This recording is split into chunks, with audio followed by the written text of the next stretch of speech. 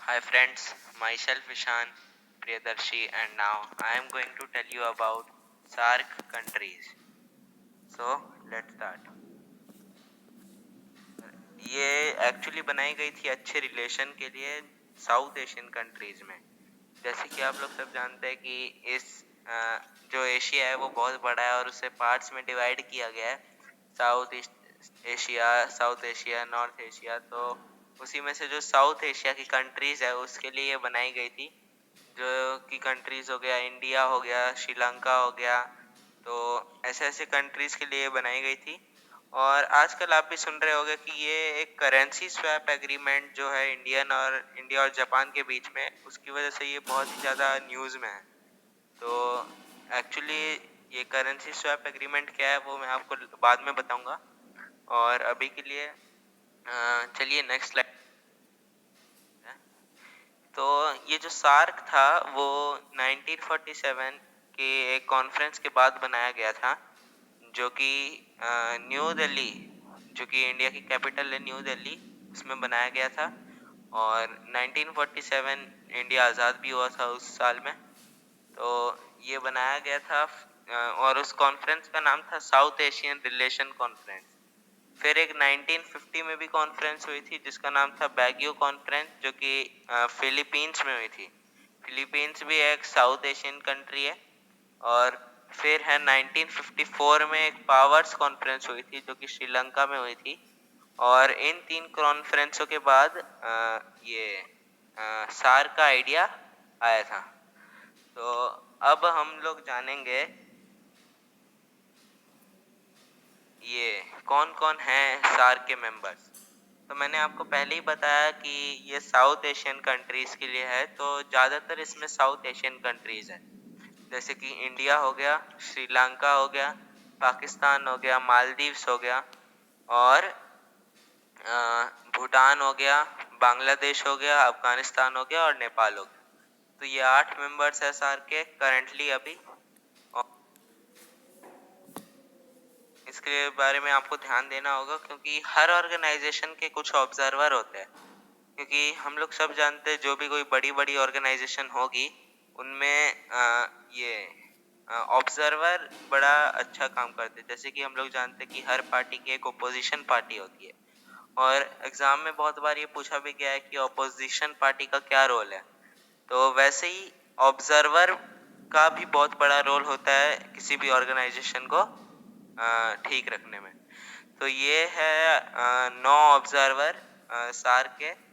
तो इन ऑब्जर्वर का नाम है ऑस्ट्रेलिया हो गया ये, और चाइना हो गया, यूरोपियन यूनियन हो गया, जापान हो गया, यूएसए हो गया, यूनाइटेड स्टेट्स ऑफ अमेरिका, फिर साउथ कोरिया हो गया, म्यांमार हो गया, मॉरिशस हो गया और ईरान हो गया। तो आप लोग देखे होंगे कि ये ज़्यादातर बड़ी बड़ी जो कंट्री हैं जो कि सुपर पावर है, कुछ कुछ मतलब अच्छी अच्छी जो डेवलप्ड और डेवलपिंग कंट्रीज हैं, वही इसके ऑब्जर्वर हैं। और स्लाइड में है कुछ रीजनल सेंटर्स। तो सार्क एक बहुत बड़ी ऑर्गेनाइजेशन है और इसीलिए इसके बहुत रीजनल सेंटर्स भी है। तो इसका जो एग्रीकल्चर इंफॉर्मेशन का है वो ढाका में है, जो कि ये बांग्लादेश की कैपिटल है। और ट्यूबरकुलोसिस का काठमांडू में है, इंफॉर्मेशन का काठमांडू में है, डॉक्यूमेंटेशन का भी न्यू दिल्ली में है, एनर्जी का इस्लामाबाद में है, और मेट्रोलॉजिकल डिपार्टमेंट है वो ढाका में है, और डिजास्टर मैनेजमेंट न्यू दिल्ली, और सार्क फॉरेस्ट्री सेंटर कोलंबो। तो ये तो कुछ ही सेंटर्स के नाम है, और भी बहुत सारे कई सेंटर है सार्क के।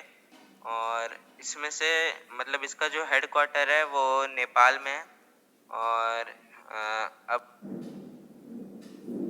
साइड में देखते हैं क्या लिखा हुआ है कि इसका जो सेक्रेटरी जनरल है वो है अमगद बी हुसैन, और इसे फाउंड किया गया था 8 दिसंबर 1985। जैसे मैंने आपको बताया गया था कि 3 कॉन्फ्रेंस के बाद इसका आइडिया आया था। तो 3 कॉन्फ्रेंस के बाद इसे फाइनली फाउंड किया गया था 1985 में। फिर इसके बहुत सारे समिट्स भी होते हैं, और इसमें से 3-4 समिट्स इंडिया में भी हुए हैं, न्यू दिल्ली में। और जो सेकंड समिट हुआ था इसका न्यू दिल्ली में ही हुआ था। और जो पहला समिट हुआ था इसका तो वो हुआ था बांग्लादेश में। तो ये सब कुछ कुछ इन्फॉर्मेशन थी। और अब इसकी जो ऑफिशियल लैंग्वेज वो इंग्लिश है। और अफगानिस्तान, जैसे मैंने बोला कि इसमें 8 मेंबर्स है, तो अफगानिस्तान इसको बस 3 अप्रैल 2007 में ही ज्वाइन किया है, वरना वो पहले बस 7 फाउंडिंग मेंबर्स थे।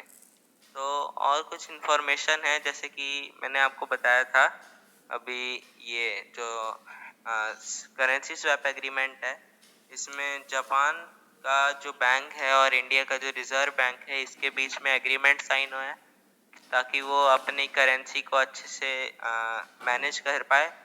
और इसमें बेसिकली क्या होता है कि दो जो कंट्री होती है वो एक्चुअली अपना करेंसी स्वैप करती है। जैसे जो इंडिया का जापान का एक येन है, उसकी करेंसी येन है, तो उसका 1.85 रुपीज़ लगता है इंडिया में।